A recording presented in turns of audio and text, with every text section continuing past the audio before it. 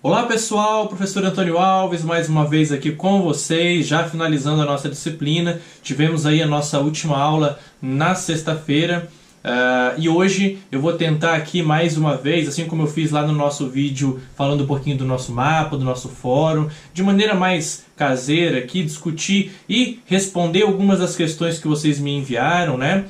Resumir algumas ideias e ao final falar um pouquinho da nossa prova. Não criem expectativas, eu não vou ficar dando resposta de prova aqui, mas vou fazer alguns direcionamentos que são importantes para que vocês fiquem tranquilos, né, pessoal? O momento da prova é um momento importante, mas não é o fim do mundo, é um momento onde você vai colocar ali à prova o seu conhecimento, tá bem? Então fiquem bem tranquilos e vamos conversar um pouquinho, tá certo? Vamos lá, pessoal. Para iniciar, eu quero começar com algumas questões que me enviaram, que eu deixei especificamente para falar aqui com vocês agora. Várias pessoas perguntaram sobre o brinquedo que eu utilizei para contar a história, né? Esse brinquedinho é esse daqui, né? Esse aqui é o brinquedo. E esse brinquedo ele tem vários nomes, na verdade, né? Você dificilmente encontrar ele nos mercados por aí, no mercado na área da educação, mas você encontra ele com o nome de Estradinha de Jó, Estrada de Jó, Estradinha de Jacó, enfim, você encontra ele com vários nomes, tá bem? Aí alguém me perguntou ali, professor, quanto tempo o senhor passou para gravar todos esses movimentos com o brinquedo? Bom, eu não lembro certinho, pessoal, faz tempo já que eu brinco com ele, que eu uso ele para contação de histórias, para encantar as crianças, para fazer com que as crianças se apaixonem por literatura, pela contação de história de maneira geral. Então não lembro, mas eu acredito que uma semana eu consegui dominar o brinquedo e a partir do momento que você domina, você acaba criando aí uma série de histórias, acaba conseguindo criar histórias novas a partir daquilo que você já domina, tá bem? Para quem tiver interesse, pessoal, em aprender a usar esse material, no link da descrição desse vídeo, eu vou deixar para vocês um outro vídeo onde em um dos vídeos eu só conto a história e tem um outro que é maior, que é um vídeo de uns 15, 20 minutos, onde eu ensino passo a passo a como utilizar esse material, tá bem? Então, vou deixar no link da descrição dessa nossa aula um pouquinho, porque eu vi que algumas pessoas perguntaram, então deixo para compartilhar com vocês. Tá certo, pessoal? Vamos lá, avançando. Pessoal, eu não vou citar nomes, tá bem? Eu vou só ler as questões, eu tenho os nomes aqui, mas não vou ficar lendo os nomes. Eu vou falar só, trabalhar a questão. Uma das alunas pergunta o seguinte, olha lá. Olá, boa tarde. Querido professor, gostaria, se possível, que fosse direto nas respostas de minhas questões quanto ao tema da disciplina. Vamos lá que ela traz questões importantes aqui, pessoal. A LDB tem 92 artigos e na aula você disse que não seria necessário decorarmos a lei inteira. Porém, você poderia nos ajudar dizendo quais delas são imprescindíveis decorarmos? Bom, pessoal, primeiro, eu fico um pouco preocupado, eu já vou dar continuidade, que a questão dela é um pouco longa, com o termo decorar. É como eu falei em sala de aula, algumas coisas a gente decora, mas o mais importante do que decorar é entender o contexto, como eu vou repetindo aquilo que eu já disse em aula. Não tem como eu chegar aqui para vocês e dizer assim, pessoal, olha, a nossa LDB, a minha está por aqui em algum lugar, a nossa LDB, ela tem lá 92 artigos, e desses 92 artigos, essa é a minha impressa, tá? É o meu livro. E desses 92 artigos, a gente encontra lá os principais deles, os melhores são o artigo 32, Educação Infantil, o artigo 61, que fala sobre profissionais, o artigo 15 sobre financiamento. Não dá, seria um crime eu dizer isso para vocês. O que acontece? A nossa LDB, pessoal, dentre esses 92 artigos, alguns artigos falam sobre educação infantil, ensino fundamental, ensino médio, níveis, etapas, modalidades, financiamento. Fala sobre uma variedade de questões e de temas. E aí eu não posso vir aqui, eu não tenho como chegar aqui para vocês e dizer assim, pessoal, os principais são esses. Não dá. Quando eu trabalho com formação nas escolas, então, por exemplo, eu estou dando formação em uma escola de educação infantil. Aí lá naquela escola eu levo para eles todos os artigos referentes à educação infantil. Então, para eles, o principal é entender o que regulamenta aquela etapa da educação onde eles atuam. Entendem isso? Agora, o que eu diria para vocês? Que se concentrem, talvez, ali nos artigos que falam sobre ensino fundamental, ensino médio, que são as etapas da educação que vocês vão ter que trabalhar. E aí você vai me dizer assim, ai professor, mas e sobre financiamento, e sobre isso, sobre aquilo? Pessoal, só o sumário da nossa LDB, ele tem aqui, deixa eu só ver, ó, 4, 5, 6, 7 páginas tirando as siglas. Então é muito complicado de dizer para vocês, prestem mais atenção nisso ou naquilo. A partir do momento que vocês passarem a atuar na educação, busquem lá. Então, por exemplo, na seção 3, fala sobre ensino fundamental. Podem ler lá a seção 3. Seção 4, sobre o ensino médio. Seção 5, sobre... Mas a questão é, não dá para ficar fragmentando e dizer o que na nossa lei é mais importante. Às vezes ele é mais importante para um grupo de profissionais, em outra parte ele é mais importante para outros. A questão é, toda ela inteira é importante. Não tem um artigo que é mais importante do que o outro. O artigo 15 não é mais importante que o 61. O 65 não é mais importante que o 28. Não é, pessoal. Não tem como eu dizer isso. A questão é, cada seção, cada título, cada parágrafo, cada inciso da nossa lei maior na educação traz um assunto. Você precisa entender assim. O que é mais importante na LDB? Entenda. O que eu mais preciso saber para a minha prática? Foque naqueles artigos, pegue lá o índice da lei e veja o que de repente seria mais importante para você. Mas não existe um grau de hierarquia entre os artigos da nossa lei. Professor, na prova, você vai cobrar mais uma coisa ou outra? Eu tentei, na prova, disseminar um pouquinho ali as questões de acordo com aquilo que é trabalhado no livro. Tá bem? Não está concentrado em uma ou outra etapa, fala de todas. A questão é, uma coisa que eu já adianto e vou reforçar mais ao final. Na hora de construir a prova, pessoal, eu elaboro lá uma série de questões, né? Com os mais variados temas que nós trabalhamos em sala de aula, outros que estão mais focados no livro, enfim, mas eu elaboro questões de todos os tipos.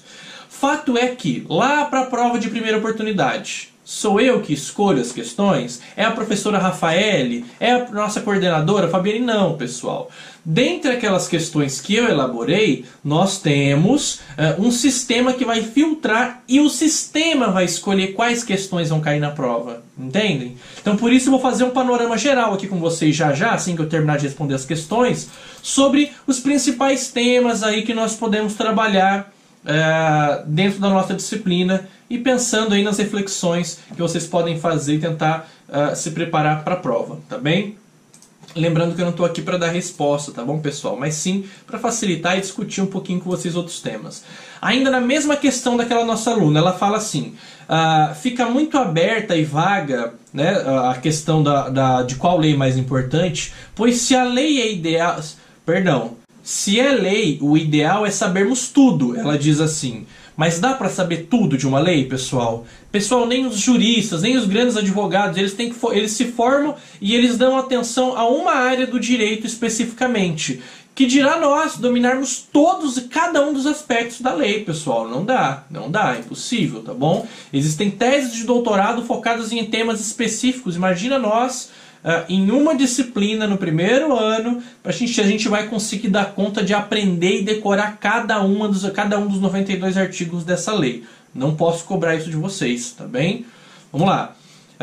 Alguns artigos, ainda ela coloca assim, é ideal sabermos tudo, mas tem alguns artigos que são mais importantes para a prova e para o nosso dia a dia. Como eu falei, para a prova não posso ficar adiantando aqui para vocês o que é mais importante e o que não é.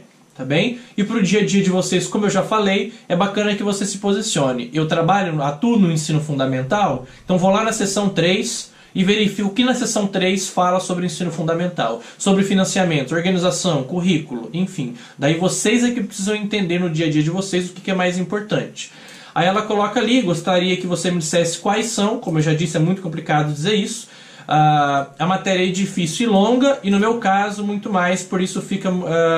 muito mais do que você acha imprescindível e me ajudará muito. A aluna coloca ali um pouco da dificuldade dela, tenho certeza que é a dificuldade de muitos, mas fiquem tranquilos, eu peço à aluna que fique tranquila, a prova não é um bicho de 7 cabeças, tenho certeza que vocês vão dar conta e já nós falamos de alguns pontos mais específicos.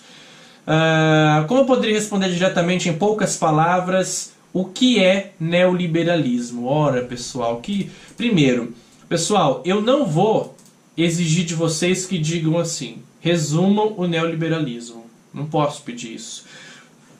O que eu vou pedir de vocês, o que eu posso cobrar, são as características apresentadas no nosso material. O nosso material apresenta algumas características e algumas bases em relação ao neoliberalismo, que corresponde ao liberalismo, e fala também sobre o materialismo histórico, que é a historiografia ao longo de sua história vai caracterizar o marxismo como materialismo histórico. Então, quando eu falo de materialismo histórico, eu estou falando de marxismo. Tá bem? Essa é uma ideia criada da própria função da historiografia. Oxe, tá difícil hoje, hein? Historiografia. Tá difícil, vamos lá. Aí ela coloca assim: no livro ficou confuso. Para mim, se é ou não positiva. O que é liberalismo, pessoal? Não dá também para eu chegar aqui para vocês e dizer assim: olha, o liberalismo é positivo, o marxismo é negativo. O marxismo é negativo, o liberalismo é positivo. É o tipo de questão que não vale a pena a gente discutir. Por quê? Não nesse momento. A questão é: façam vocês as suas leituras e vocês definam, tirem suas próprias conclusões acerca do que vocês consideram. Qual a melhor visão de sociedade? Tanto o neoliberalismo quanto o marxismo, ou seja, o materialismo histórico, apresentam visões de sociedade, de homem, de economia, de Estado, de governo. Cada uma dessas perspectivas apresenta uma função. O nosso livro resume algumas delas. É isso que eu vou cobrar de vocês, o que está no livro. Agora, eu não vou cobrar a origem. Como eu falei, existem centenas e centenas de livros que dão conta disso. Entende? Agora, o que nós precisamos entender é que cada uma dessas perspectivas corresponde a um posicionamento político, ideológico, e aí vai de você se identificar com um ou com o outro. Eu tenho meu posicionamento? Claro que eu tenho. Eu me identifico muito mais com um do que com o outro? Com certeza. Tá bem? Eu prefiro não ficar me posicionando tanto em aula quanto nesses momentos. Caso quem quiser saber, comenta aí embaixo, eu discorro um pouquinho mais sobre o meu posicionamento especificamente, mas eu acredito que cada um tem que tirar a sua própria conclusão. Eu não vou ficar aqui dizendo o que é positivo ou o que é negativo, tá bem? Mas é isso. Avançando um pouquinho mais, uma outra questão ali. Professor, um aluno que cursa o ensino fundamental e antes de concluir abandona a escola e depois de alguns anos quer retornar aos estudos, o Estado ou o município tem o dever de aceitá-lo? No caso, se ele ultrapassou, vamos supor que é um aluno de ensino fundamental lá do 5º ano do ensino fundamental. Ele já está com 16 anos. O município não pode pegar e voltar a colocar ele no ensino fundamental, lá no 5º ano, com os outros alunos pequenos. Aí quem que vai responder pela educação desse aluno? O Estado. Tá bom? Aí ele vai para onde? Ele vai para o EJA, para a educação de jovens e adultos. Então todos têm esse direito de voltar à educação. A educação de jovens e adultos, ela busca universalizar a educação para todos aqueles que não tiveram acesso na idade própria. Tá bem? Mas de maneira geral, é isso. Vamos lá, avançando. Outra questão. É normal ter certa dificuldade de interpretação de poemas? Com o tempo e lendo cada vez mais, essa dificuldade diminui, é que essa pessoa coloca ali. Primeiro, a professora Gabriela vai me matar, né? Porque eu vivo divulgando o contato dela. Vou colocar no link da descrição também a página do Facebook da professora Gabriela. Depois eu me viro com ela. Mas aí vocês podem conversar com ela, é uma pessoa muito querida, uma professora de alto nível, tá bem? E ela, tenho certeza que ela vai adorar conversar com vocês, caso vocês queiram também. Vou deixar o link do Facebook dela aqui para vocês entrarem em contato com ela também. Ela é muito mais, ou mesmo eu tendo escrito livros e produzindo também nessa área, ela tem um vasto conhecimento de pesquisa e de vivência com essa temática e que nos encanta. Se vocês viram na nossa última aula ao vivo, quanto encanta ouvir uma pessoa como ela falando sobre poemas. Mas vamos lá, pessoal. É claro que é natural essa dificuldade inicial de interpretação de poemas, de ler, de recitar um poema.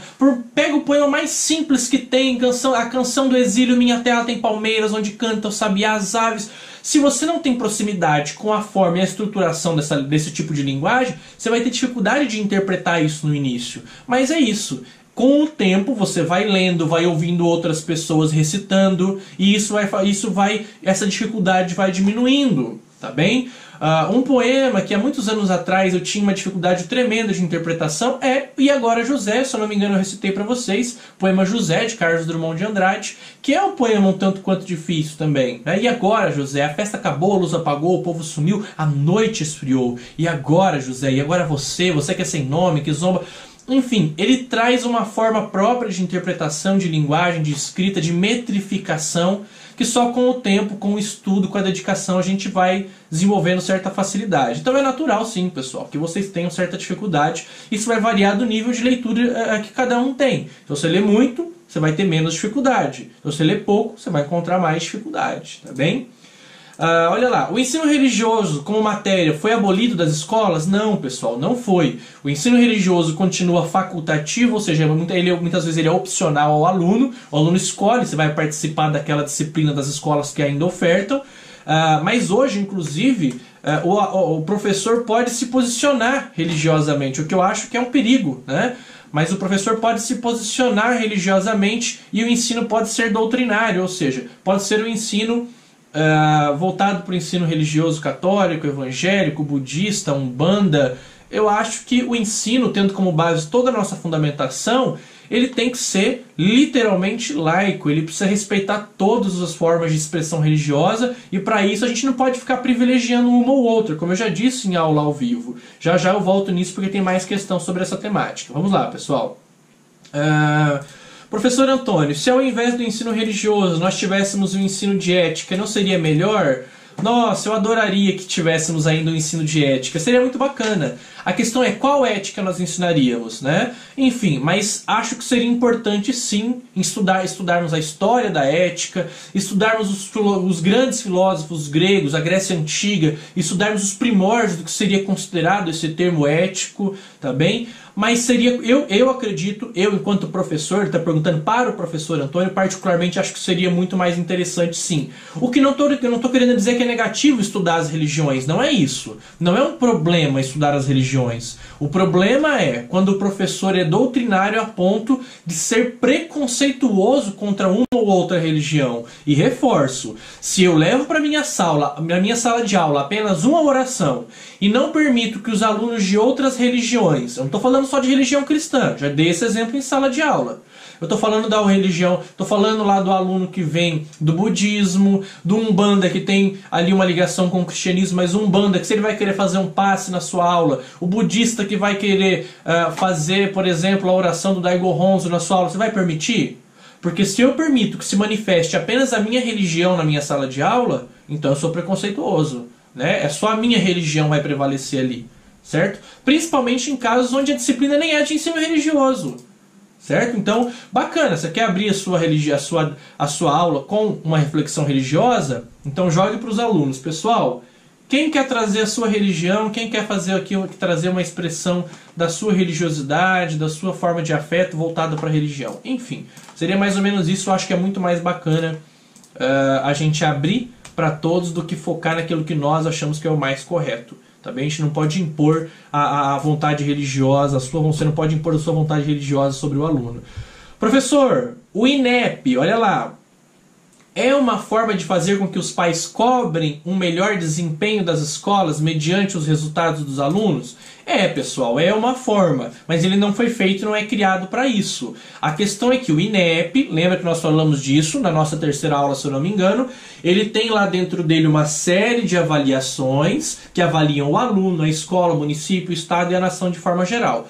Por meio desses mecanismos, os pais podem verificar qual a qualidade da minha escola, qual a qualidade da educação no município, e podem cobrar também. A questão é que são poucos os pais que têm acesso a essas informações. Nós, enquanto educadores, temos também essa obrigação de repassar esse tipo de informação. Mas sim, ainda que não seja essa a função, né, específica, inclusive da criação do INEP e dos mecanismos de avaliação que estão dentro dele, mas os pais podem utilizar o INEP como uma forma de verificar a qualidade da educação do seu filho e por consequência, cobrar, né, a qualidade dessa educação caso ela esteja deixando a desejar. Vamos lá. Essas avaliações são aplicadas somente em escolas públicas? Particulares também participam, pessoal? Lá na nossa terceira aula, quem tiver com dúvida em relação a isso, eu falei, né? Então, as avaliações no geral, elas são para públicas e privadas. Tem algumas que são só para as públicas, tem algumas que são facultativas às privadas. Então dei uma retomadinha lá na aula ao vivo número 3, se eu não me engano, que aí eu falo um pouquinho mais sobre as avaliações e vocês vão conseguir ter uma ideia melhor sobre essa questão aqui, se é público, aonde que aplica no público, aonde que aplica no privado, tá bem? Para a gente poder avançar aqui e não precisar ficar parando muito. Outra questão: qual deve ser o posicionamento do professor que percebe que sua escola caminha para reduzir as aulas a um curso preparatório, ao invés de investir na formação do aluno? Pessoal, essa é uma questão que eu adoraria saber responder, tá? Primeiro, o professor ele precisa ter muito conhecimento. Olha eu chutando a câmera para variar. Vamos lá. O professor precisa ter muito conhecimento de maneira geral. Tendo conhecimento, ele saberá buscar os mecanismos que o auxiliará, por exemplo, mecanismos que auxiliarão esse professor a buscar direitos e deveres dos alunos. A questão é que, diante de tudo que nós vivemos na política, né, e essa política que envolve muitas vezes corrompe a nossa educação, o professor politicamente tem muito pouco a fazer, tem muito pouco poder para influenciar diante disso. Existem organizações, movimentações, movimentos sociais vinculados a, por exemplo, sindicato de professores que buscam lutar por esse tipo de qualidade. Eu questiono a qualidade da forma como esses mecanismos, como esses movimentos lutam, mas a questão é que eles existem, tá bem? Então, sozinho dificilmente o professor consegue mudar alguma coisa, tá? No geral é necessário que o professor busque, a classe docente precisa se unir para cobrar uma ou outra questão. Vamos lá, pessoal. Avançando um pouquinho. Outra questão ali, olha lá. Se a Constituição garante direito à vaga ao estudo em escolas públicas, então... aqui eu estou com dificuldade na forma como as pessoas estão escrevendo, tá, pessoal? Tá? Então, em C, para se conseguir uma vaga, ainda temos que enfrentar grandes filas em portões de instituições de ensino? Sempre foi e será o mesmo? E quando isso vai mudar? Pelo que eu entendi aqui, ficou meio confusa a forma como a pessoa escreveu, mas ela questiona que, por que mesmo tendo garantida a vaga em lei, a gente ainda continua vendo extensas filas nas portas das escolas no início dos anos para tentar garantir vaga para os alunos? Ora, pessoal, aí o que eu vou dizer para vocês? Assistam ao estudo de caso novamente. O estudo de caso que eu gravei para vocês fala sobre isso. Ou seja, por que na lei nós temos uma garantia e na prática ela não se efetiva? Tá? Eu falei disso no estudo de caso, espero que vocês retornem um pouquinho lá para a gente poder avançar um pouquinho mais aqui, tá bem? Vamos lá, pessoal. Vamos lá. O estudo de período integral nas escolas está sendo avaliado ou é só mais um programa de qualidade? Pessoal, uma coisa que vocês precisam entender. Primeiro, por exemplo, a nível de Mais Educação ele já acabou em muitos espaços. Eu precisaria saber aqui de que estudo em período integral. Se é, por exemplo, o estudo em período integral proposto lá na reforma do ensino médio, esse tipo de ensino integral, dificilmente ele será avaliado de fato. A qualidade dele vai ser questionada por muitas instituições, mas a avaliação desses programas ela ainda é muito falha. Nós não temos mecanismos ainda de avaliação. Pega lá o PNE, o Plano Nacional de Educação, o maior plano nacional da educação em vigência, não tem muitas vezes mecanismos de avaliação, que dirá outros sistemas, outras organizações, outros programas educacionais que são menores do que ele. Entendem? Então é difícil avaliar, é difícil. No nosso país nós não encontramos mecanismos. Pega a meta 20 do Plano Nacional de Educação. Olhem lá, não existem mecanismos. Está escrito exatamente assim, abrem lá. Bom, podem pegar e abrir a meta 20 do PNE. Ensinei vocês onde que vocês buscam. Não existem mecanismos, ainda não foram elencados ali os parâmetros da avaliação dessa meta. Então pensem nisso. Vamos lá.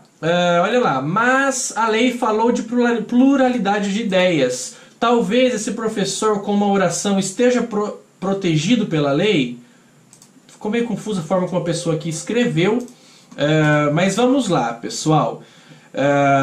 A lei fala em pluralidade de ideia. Então bacana, o professor pode ter a sua posição religiosa. A questão é, eu posso impor sobre os outros?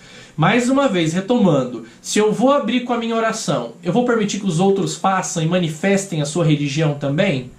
Porque a questão não é proibir o professor de fazer a sua oração. A questão é, o professor vai proibir os alunos de fazerem as deles? Porque se um pode, todo mundo tem que poder também. É ou não é? Seguindo, pessoal, vamos lá. Eu estou finalizando aqui as questões, aí nós já vamos falar um pouquinho sobre prova, tá bom? Olhem lá, próxima questão. Professor, na sua opinião, as escolas públicas exercem mais um papel social ou de ensinar? Vejo que a educação privada ensina a passar em provas, pautada em resultados, enquanto as escolas públicas parecem preparar o aluno para a vida, para viver em sociedade. É outro tema bem profundo, né? Eu precisaria de... Eu tenho um livro que eu escrevi que fala sobre isso também e não dei conta de escrever tudo isso nele. Imagina que dirá, eu não tenho condições de responder isso em poucos minutos aqui. A questão é a seguinte: existe sim uma forma, uma diferença na forma de ensinar entre escolas públicas e privadas? É claro que existe.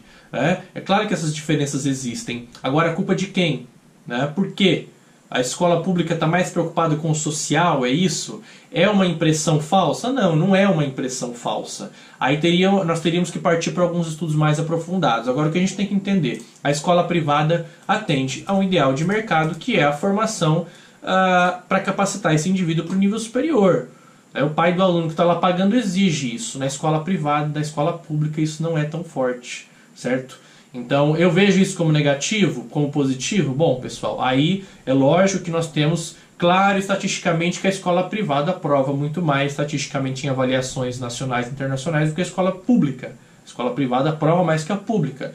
Mas aí nós teríamos que avançar um pouquinho mais na discussão, aprofundar mais essa discussão. Tá bem? Lógico que isso, de certa forma, acaba prejudicando o ensino da maioria que ocupa os bancos das escolas públicas.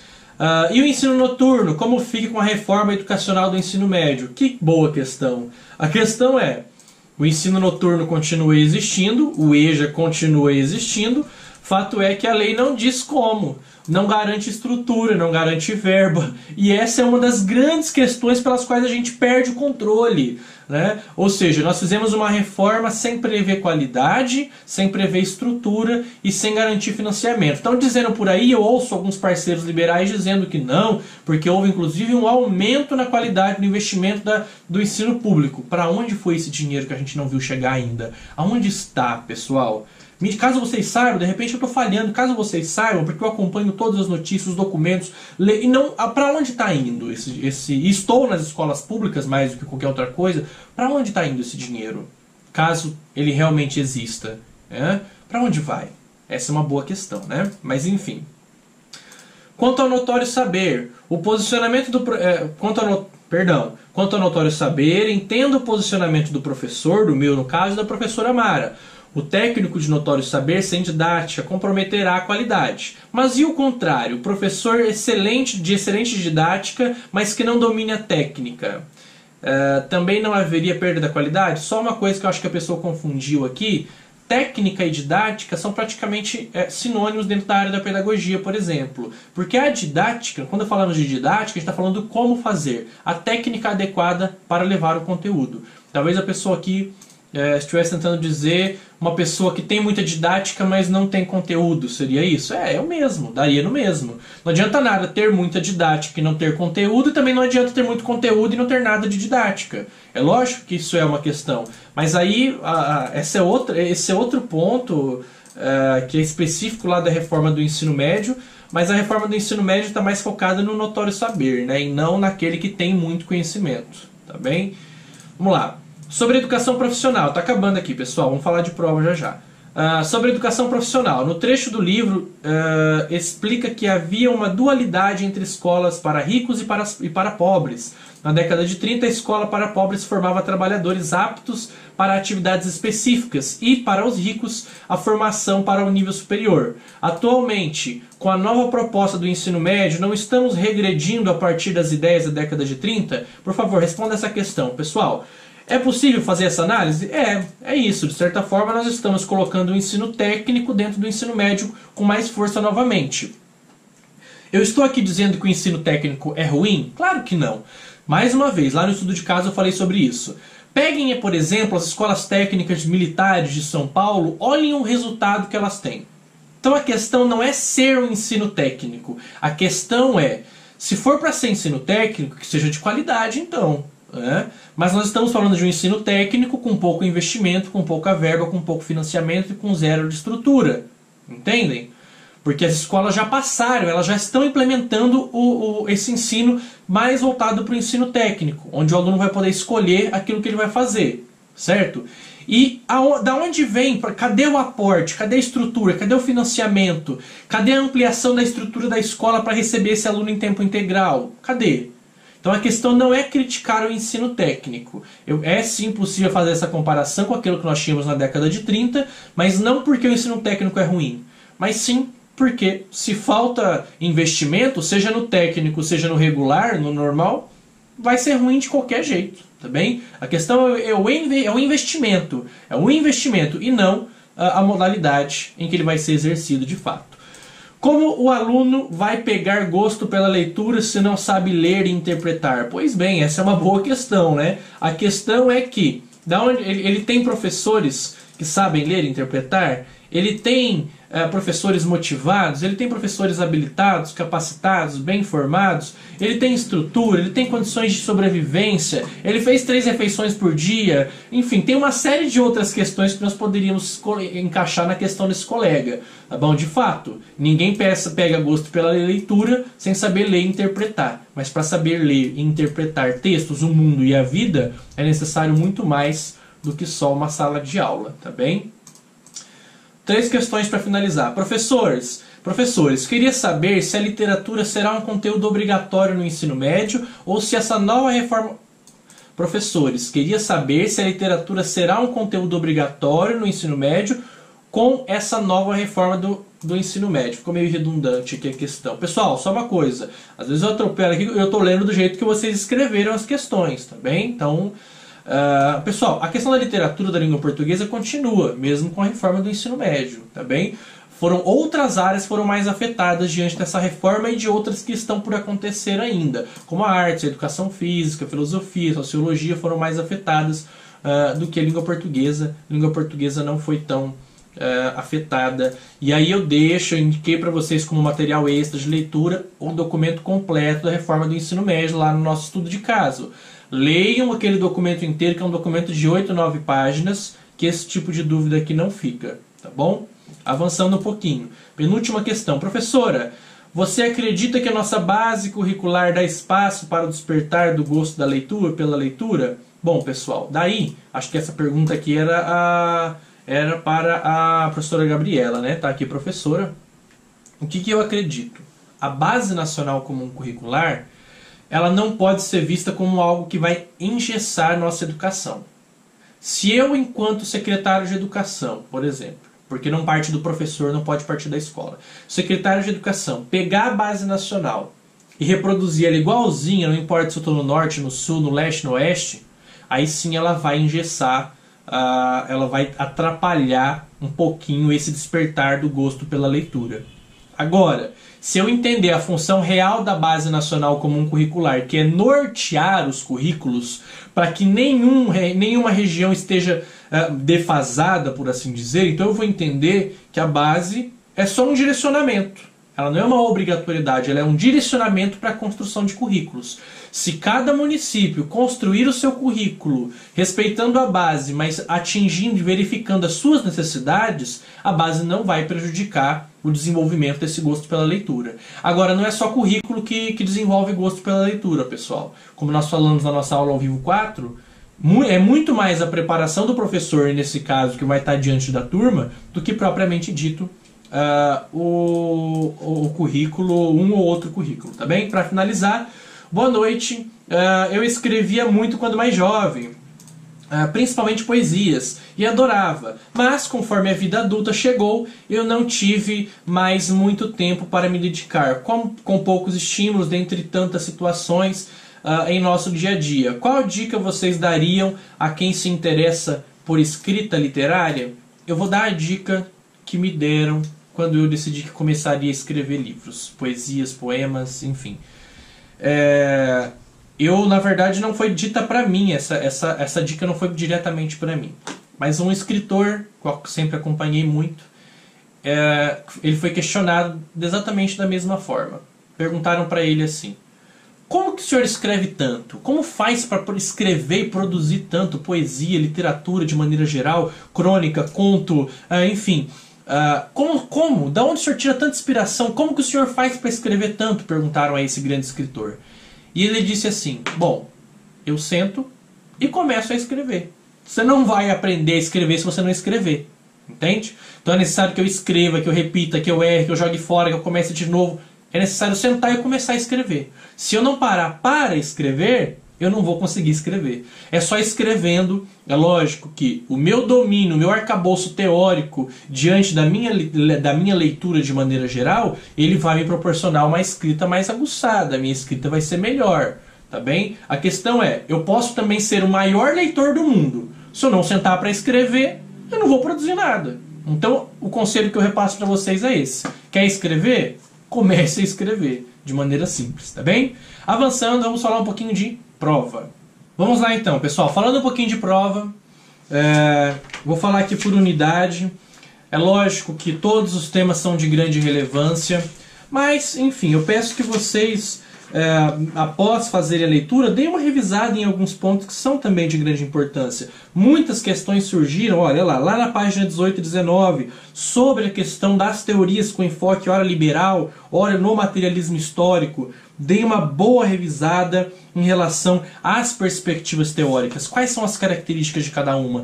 Qual é a visão de Estado, de sociedade, de economia de cada perspectiva? Deem uma revisada nesse trecho. Olhem lá na página 20, pessoal. Qual é a definição de Estado? Falei isso na nossa primeira aula. O que é o Estado? Como ele está organizado? Como ele é composto? Qual o seu poder? Tá bem? Lá na página 20, um pouquinho sobre... a definição de Estado, perdão. Lá na página 21, a definição de políticas públicas. O que são políticas públicas? Como definir essas políticas, pessoal? Então, avançando um pouquinho. Para além das políticas públicas, o que são políticas sociais? Enfim, são questões a serem pensadas e são importantes para vocês darem uma retomada.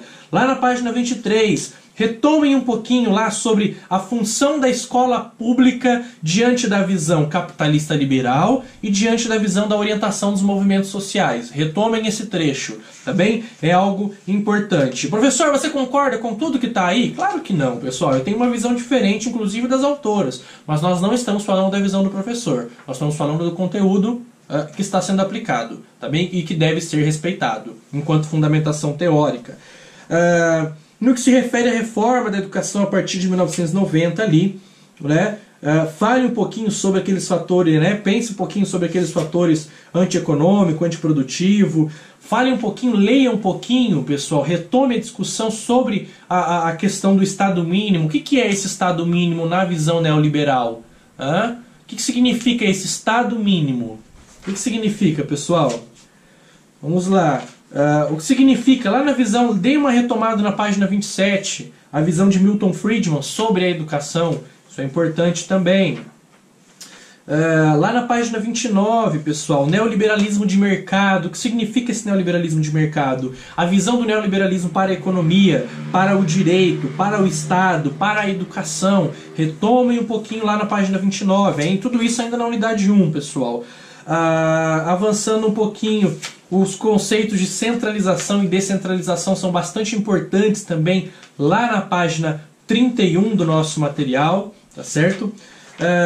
Ainda lá na unidade 1, pessoal, lá na página 36 tem algo de extrema importância. O conceito de educação, a proposta de educação para todos, proposta lá no marco da Conferência Mundial sobre Educação para Todos da década de 1990. Então nós temos ali, as autoras elencam um quadro com as características, com as propostas e respostas dessa educação para todos. Como seria essa educação para todos prevista lá no documento? Então dei uma retomada ali, lá na página 36, que se refere à Conferência Mundial de Educação para Todos, ocorrida em Jönköping, lá na Tailândia, em 1990. Na unidade 1, o que eu diria para vocês retomarem são esses pontos, tá bem? Eu peço que vocês retomem esses pontos que eu coloquei aqui para vocês, essencialmente, todos são importantes. Na unidade 2, pessoal, o que eu peço para vocês retomarem? Retomem lá, pessoal, a leitura e a importância, lá na página 54 do artigo 205 da Constituição Federal, muito importante, pessoal. Retomem na página 55, como é que eu posso dizer ali? A tríplice função da educação prevista na Constituição. Qual é essa tríplice função? Olhem lá, garantir a realização plena do ser humano, garantir a evolução e desenvolvimento, preparar para o exercício da cidadania e qualificar para o mercado de trabalho. São conceitos importantes, pessoal. Vamos lá. Falando ainda, por exemplo, do Ministério Público, o que acontece com alunos que não têm a vaga garantida. Falei disso em aula ao vivo. E se o aluno não encontra vaga na escola, o que acontece? Né? Lá na página 56 fala um pouco sobre isso. Retomem na página 57, artigo 208 da Constituição Federal, pessoal. Retomem esses trechos. Na página 59, retomem um pouquinho, pessoal, lá do artigo 206 da nossa Constituição. Avançando um pouquinho, ainda na unidade 2, tá bem? Ainda na unidade 2, vamos lá. Outros pontos ainda de extrema importância. Olha lá, aqui as professoras autoras trazem um resumo daquilo que eu falei para vocês lá na página 68 da nossa LDB, da Lei de Diretrizes e Bases da Educação Nacional. Esse quadro resumo, eu quero que vocês entendam ele. Tá? É isso que eu quero que vocês entendam. Quais os títulos da educação, os capítulos, as seções, do que fala cada um deles. É para decorar artigos de lei? Não é isso. Mas tendo essa visão geral, que está lá na página 68 do nosso material, já vai facilitar a compreensão de muitos conteúdos por parte de vocês, tá bem?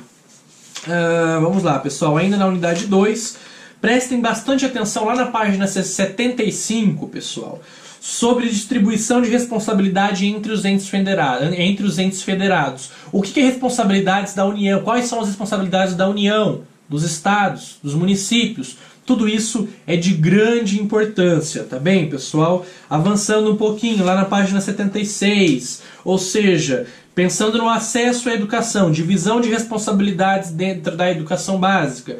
Qual é a função da União? Qual a função dos estados e dos municípios de maneira reduzida ali? Olha lá, a União, por exemplo, função redistributiva e supletiva. Os estados, ensino fundamental, ensino médio, município, educação infantil e ensino fundamental, séries iniciais. Pois bem, ainda lá na página 77, agora ainda na unidade 2, quais são as responsabilidades da escola, de acordo com o artigo 12 da nossa LDB? Quais são as responsabilidades do professor, de acordo com a nossa lei? Pensem sobre isso, pessoal. Avançando um pouquinho, na nossa unidade 2, olha lá, página 80. Quem são os profissionais da educação, considerando o artigo 61 da LDB? Artigo importante também para ser pensado, ok? Na unidade 2, eu aponto para vocês focarem e resumirem e voltarem aí nesses pontos mais específicos. Na unidade 3, pessoal, vamos lá. A unidade 3, lá na página 109 e 111, vocês precisam dominar isso.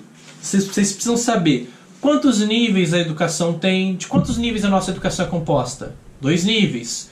Quantas etapas? Quais são as etapas da educação básica, que está lá no primeiro nível da educação? Educação infantil, ensino fundamental, ensino médio.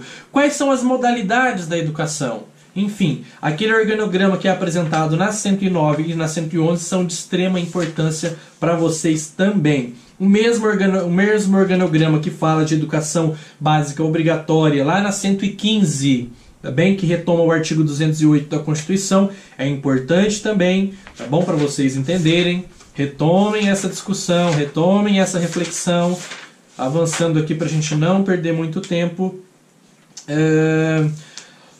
Lá na página 147, ainda da unidade 3, tá? Ainda da unidade 3, lá na 147, falando um pouquinho sobre o EJA, sobre a educação de jovens e adultos. Retomem ali qual é a função do EJA, quem tem direito a acesso à educação de jovens e adultos. Teve uma questão aqui sobre isso. Na página seguinte, na 148, sobre educação especial, tá bem? deem uma retomada lá na 149, nos objetivos, né, em quais as pessoas têm direito à educação especial e como é organizada a educação especial, principalmente de acordo com a OEA, tá bem? A educação indígena também garantida como modalidade da educação, lá na página 151, deem uma retomada, tá bem? Na nossa unidade 3, retomem esses pontos, pessoal. Na nossa unidade 4, avaliação do sistema educacional brasileiro. Vamos lá, pessoal, o que vocês têm que se atentar ali? Avançando um pouquinho. Peguem lá, por exemplo, na página 190, né, o SAEB. Peguem essa discussão lá da página 90 em relação ao SAEB, o Sistema de Avaliação da Educação no Brasil. Quais são as provas que organizam, que estão dentro desse sistema? Lembra que nós falamos da ANEB, da ANRESC, da Prova Brasil, da ANA, que é a Alfabetização Nacional, Avaliação Nacional da Alfabetização. Entendam esse sistema, quais provas estão sendo realizadas dentro dele. Escolas públicas e privadas participam, é isso? Qual é a faixa etária de cada prova, de cada avaliação? Eu falei com isso, quem tiver dúvida ainda sobre isso, retoma lá a nossa aula ao vivo número 3. Se eu não me engano foi nessa que eu falei com vocês sobre avaliação, sistema de avaliação, tá bem? Lá na página 191 nós falamos bastante sobre isso também. Resume ali a faixa etária, isso é importante que vocês saibam, tá? A faixa etária onde são cobradas. O que é a Provinha Brasil, lá na 195, para quem é aplicado, qual a faixa etária, qual é o público, tá bem? Avançando um pouquinho mais, na página 201, na aula ao vivo 3, eu fiz o exercício com vocês, de buscarem o IDEB da aula de vocês. O que é o IDEB? Como o IDEB obtém a nota que obtém? O IDEB reúne avaliações de quais tipos, de quais modelos, de onde vêm as avaliações que o IDEB junta para tirar os seus dados estatísticos. Deem uma olhadinha lá na página 201. Na página 203, o nosso Exame Nacional do Ensino Médio. Deem uma retomada. Pessoal, são conteúdos bem simples, tá bem? Basta ali uma boa leitura que vocês conseguem retomar o objetivo de cada um, tá bem? Avançando um pouquinho mais sobre o ENAD, né? Ainda na unidade 4, na página 208. O que é o ENAD? Ele é obrigatório? Ele não é? Quem é que faz esse ENAD? Vocês é que fazem, presta atenção. Deem uma retomada lá na 208, nos objetivos do ENAD. Falando um pouquinho sobre o PISA, né, sobre aquela avaliação internacional de qual eu falei, de qual nós estamos tão atrasados, né, em relação aos resultados. Lá na página 211, deem uma retomada nos objetivos, no que é esse programa de avaliação internacional da educação, certo? Na unidade 4 é isso, eu quero que vocês revisem para a gente retomar um pouquinho. Na unidade 5, retomem lá na página 228, Constituição Federal, artigo 214, artigo 9 da nossa LDB, artigo 10 da LDB, artigo 11, artigo 212 da nossa Constituição Federal, tá bem? E para finalizar, na nossa unidade 5, retomem lá na página 232. Eu trouxe isso em aula ao vivo, pessoal. Na aula ao vivo eu trouxe isso para vocês, tá bem? O quadro referente às metas do nosso Plano Nacional de Educação, tá bem? Eu quero que vocês deem uma boa olhada no quadro. Professor, é para decorar meta por meta? Na medida que você se envolve e lê o documento, você aprende, decora as metas se for necessário. Mas entenda que cada meta tem um setor específico a ser atingido, tá bem, pessoal? Gente, esse é o nosso livro, tá bem? Políticas Educacionais de Organização da Educação Básica. Essa aula ficou ela se alongou um pouquinho mais, mas eu quis tentar responder algumas questões e falar um pouquinho sobre prova. Professor, você não discutiu, você não explicou isso e aquilo. Pessoal, é impossível a gente conseguir dar conta de tudo. O que eu quis com essa videoaula aqui de hoje, mais caseira, né, feita num domingo à noite, para vocês. Eu queria que vocês tivessem um pouquinho mais de base, para que pudessem fazer uma revisão um pouquinho melhor, se prepararem para a prova. Então eu quis auxiliá-los. Então vocês podem perceber que eu falei um pouquinho rápido, peço perdão. Mas a ideia era fazer uma retomada e não aprofundar e não responder prova e não, entendem? Então a ideia era tocar em pontos centrais. Primeiro, responder questões que porventura pudessem ter ficado. e tocar em pontos mais centrais para ajudar vocês a retomarem o conteúdo, tá bem? E para fechar eu vou recitar aqui mais um dos meus poemas, e é um poema que eu trouxe, já recitei 2 vezes para vocês e faço questão de recitá-lo mais uma vez. É um poema que está nesse meu 2º livro, e esse é um poema que fala sobre a escola, né? Vocês já ouviram ele. Mas por que eu trago ele novamente? Porque diante de tantas visões catastróficas que eu trouxe para vocês, das dificuldades dentro da área das políticas públicas, eu ainda acredito que é possível que nós, enquanto educadores, façamos a diferença. Tá bem? E eu finalizo com esse poema que está intitulado Na Escola. Na escola. Na escola se estuda, mas também se brinca, pensa, fala e questiona. Na escola se discute, dialoga e se emociona. Na escola se estuda, mas também se conta histórias, a dos livros e a do dia a dia.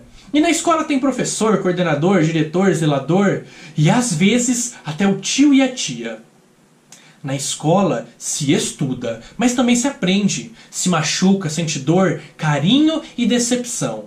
Mas há sempre lugar para uma boa compreensão. Na escola se estuda e é lugar de disciplina, mas não qualquer disciplina. Falo daquela disciplina inspirada pelo respeito, pelo afeto, mas acima de tudo pelo exemplo e pela dedicação.